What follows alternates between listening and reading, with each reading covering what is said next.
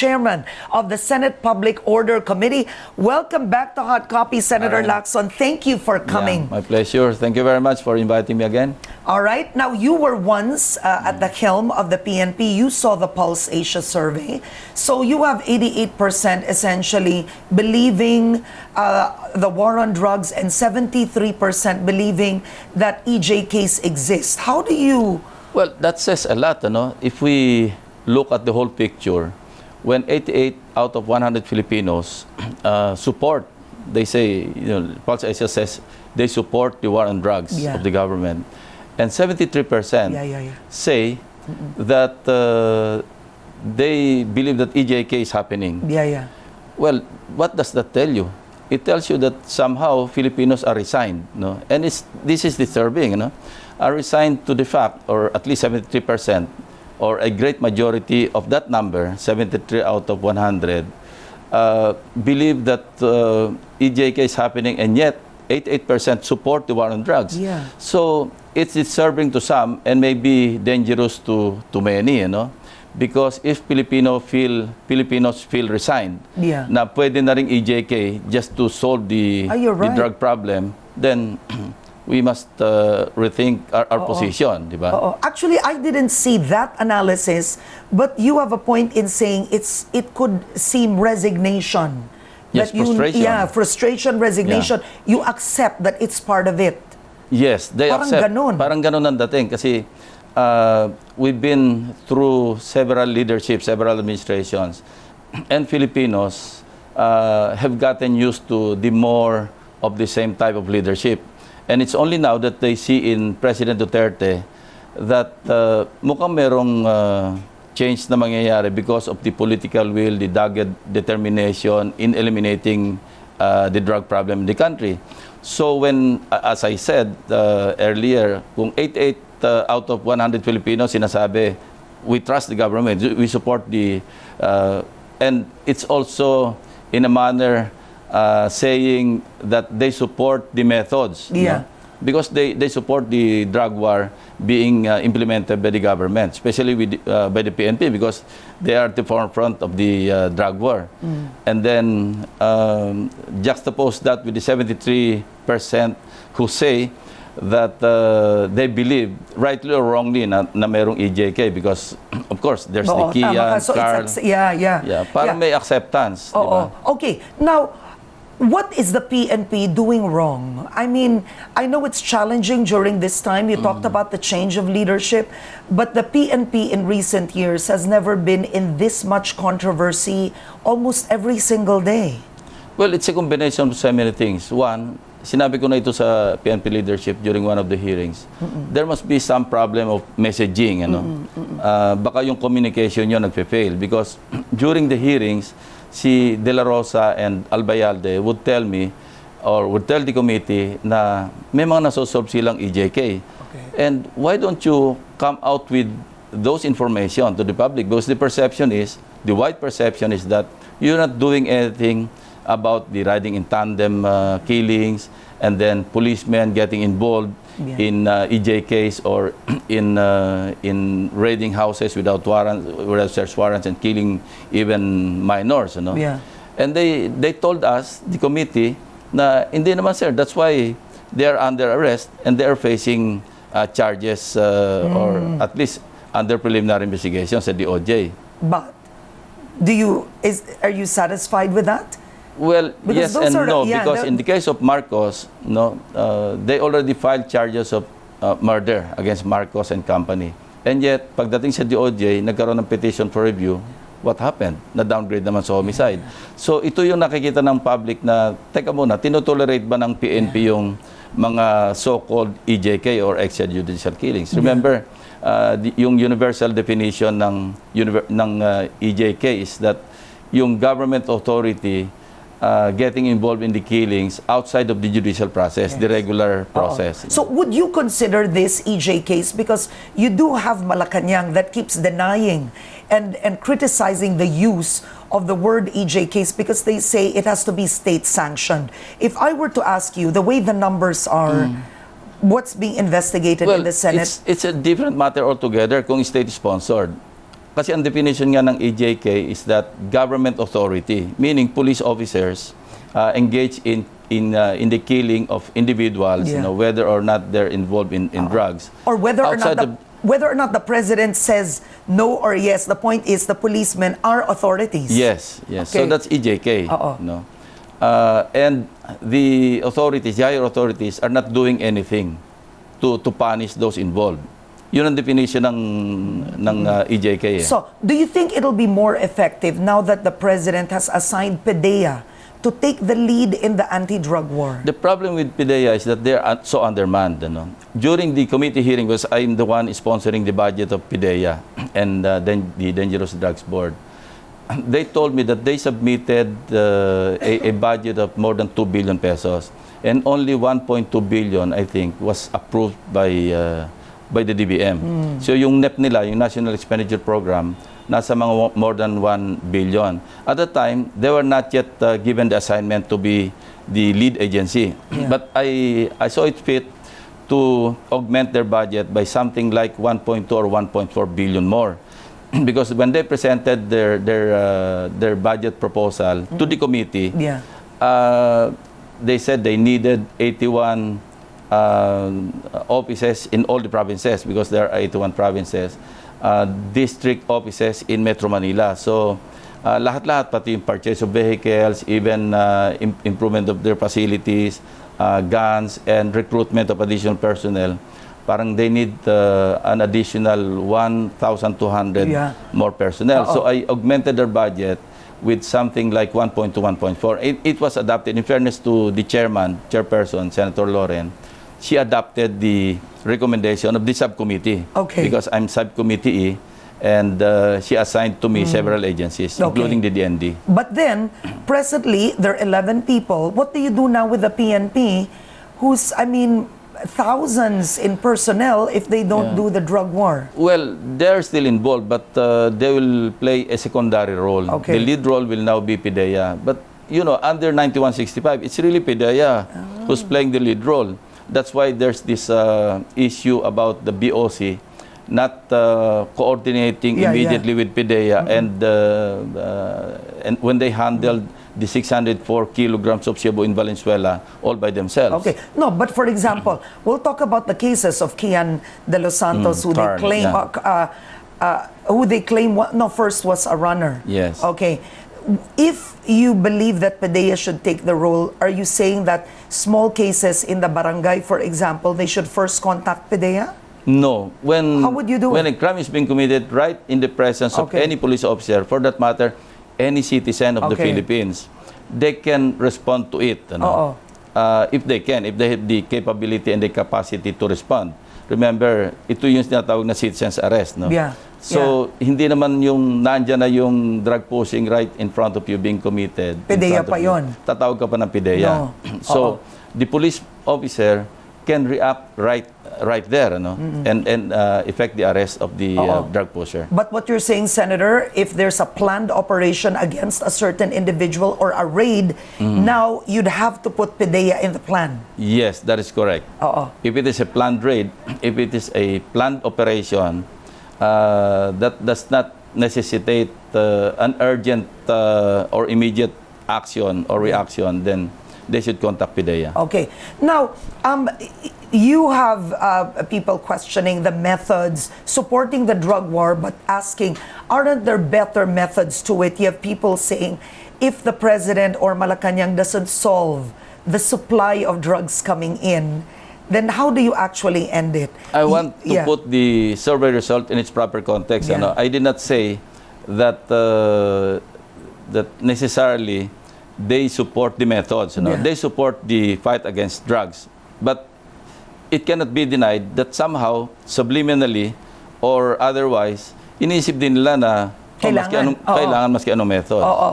But that's not a conclusion. Correct. So paano to, sir, pag ganon? The supply of drugs, you've led the hearing when it came to the customs drug shipment. Just an overview, because I know that that's finished. You filed the case against Faildon. We'll get there. But what did you discover? Is a change in leadership the solution at customs, or is abolishing customs better off and putting in 2 separate bureaus? No, in the meantime, the change of leadership is enough, okay. Because Commissioner LAPENA right now, I think, is in the thick of things, and he's introducing so many reforms. Also, we heard during the hearings that there's a marked improvement in the collection, okay. Because he prohibited or he proscribed the benchmarking, which in the first place has no legal basis. Kasi yung benchmarking, it is too arbitrary on the part of the commissioner. Okay, 40,000 na lang kayo per container. It should have been valuation, based on valuation. So wala na yung general merchandise. Ibe-base mo kung ano yung naka-input do sa documents, import entry. Ano ba yung laman ng general merchandise mo? And that's what Commissioner LAPENA is doing right now. But has the system changed? Because I read the House Committee report, and you can talk to me about the draft Senate report, and they said that Faildon systematized corruption by actually centralizing the communications controller something in the customs. Corruption became structural under his watch because, he centralized, he formed the COMSEN, which is not in the plantilla of the Bureau of Customs, And that's one way of centralizing the power, the authority of customs. So he removed from the district collectors the authority to issue alert orders. Only he and a few of his immediate subalterns ang pwede mag-issue ng alert orders, lifting of alert orders. Sabi nga, ang daming episodes Una, yung dadaan ka sa green lane, so may tara, di ba? And after that, lusod ka na sa green lane, i-issue ka ng alert order, so hold ka na naman. And then after the lifting, meron pa yung tinatawag na special stop order. When you are just about to leave the gate, haharahin ka na naman. And yun ang mas mahal kasi according to Taguba, Mark Taguba, when he testified, yun na yung pumapalo ng 250,000 or 300,000 per container.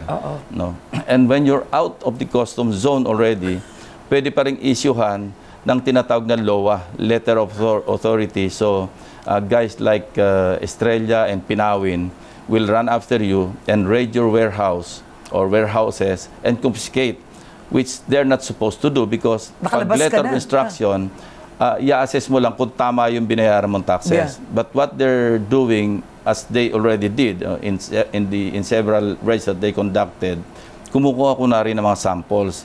And it was a revelation that when they raided this place, I think somewhere in Baclaran or Binondo, they took out several samples. Meron pa yung samples for the U.S. Embassy. And so what I did was to write the U.S. Embassy and the NBI to confirm if indeed samples were provided sa kanila dahil ang parang ina-assume kung fake ba o genuine. And that's not in their mandate because ang mandate nila is for tax collection. So parang ano na yun property rights na yun. This is going to be, I'll go back to this just quickly. You said that a change in leadership is in the meantime is okay. But in the House Committee report, Congressman Dax Kua, who was here on Headstart, said the corruption is so ingrained and systemic in customs that a change of leadership won't actually solve anything. So he wants an organizational change. Meaning there are two bureaus. One to collect and one to check. One to collect and one to check. Then he or the House at least wants the DILG to supervise the law enforcement function. But it's going to be, unwieldy and it will make things more complicated.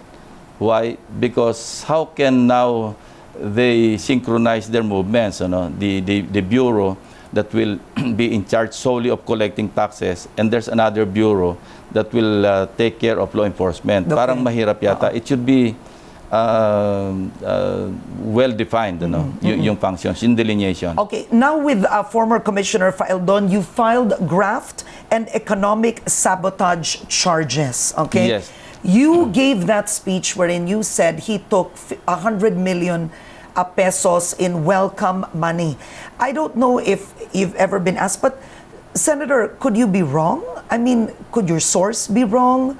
People often wonder, where's the proof?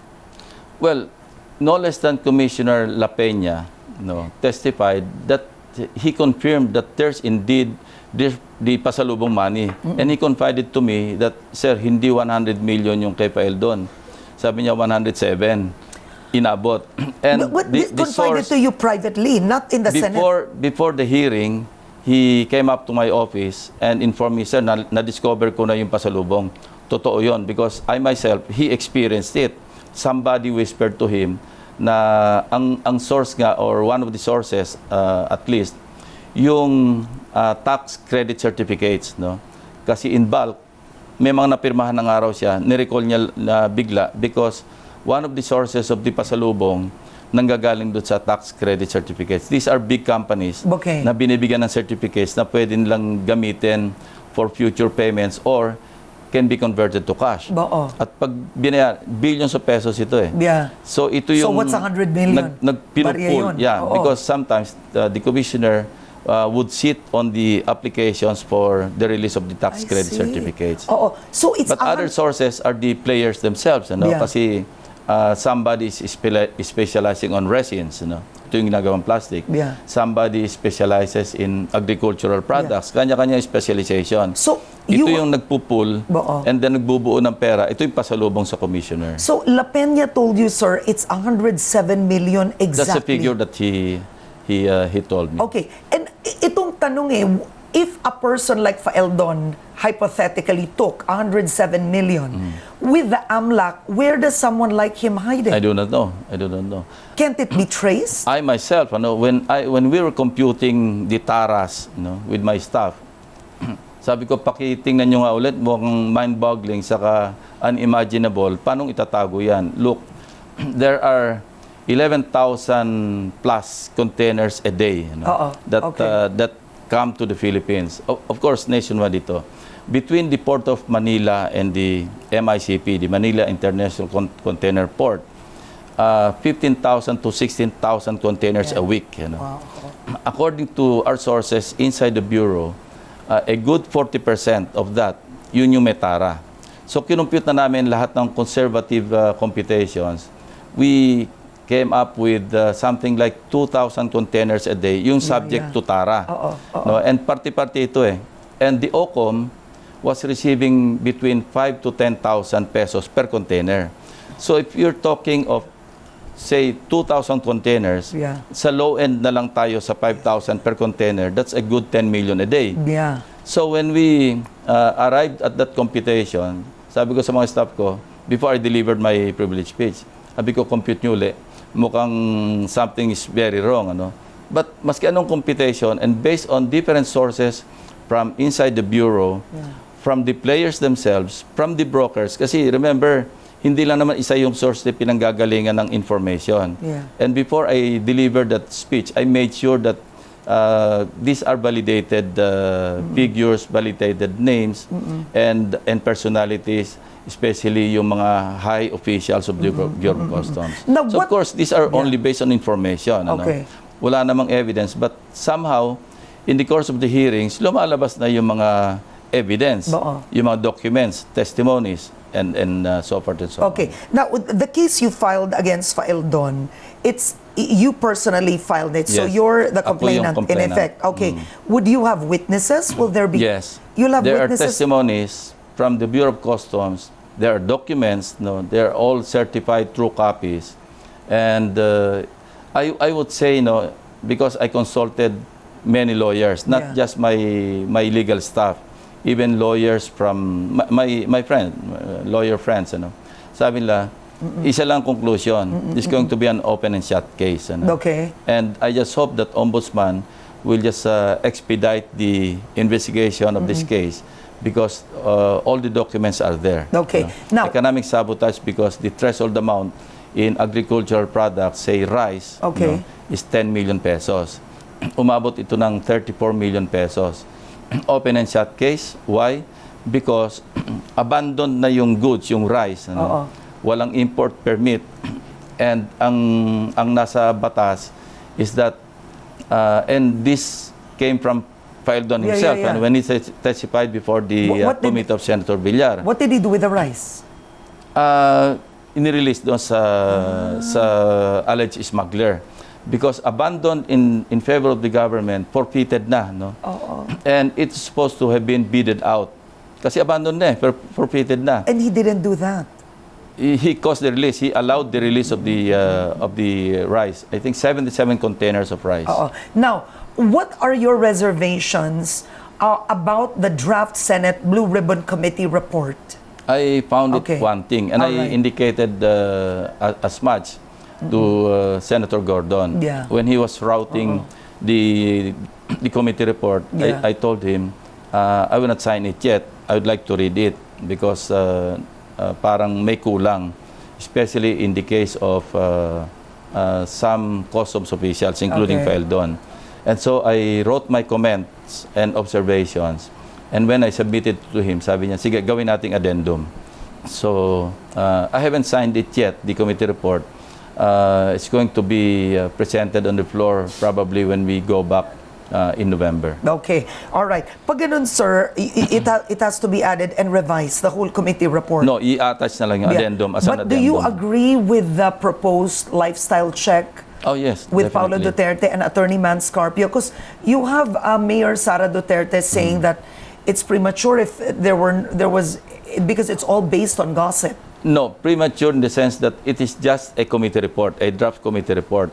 Once it is adopted by the whole Senate as a body, then it's not premature anymore because it becomes official, an official report of the Senate. Right now, I think what Mayor Sara was referring to as premature, kasi hindi pa naman talaga committee report kasi hindi pa signed by the majority of the members, and hindi pa naman ito na-adapt ng Senate as a body. But you agree with it, that it should be included? Yes, I did not comment on that matter. I only commented on the issue or issues involving some high customs officials. All right, we're going to continue our conversation with Senator Ping Lacson after this short break. Hot Copy will be right back. Stay with us.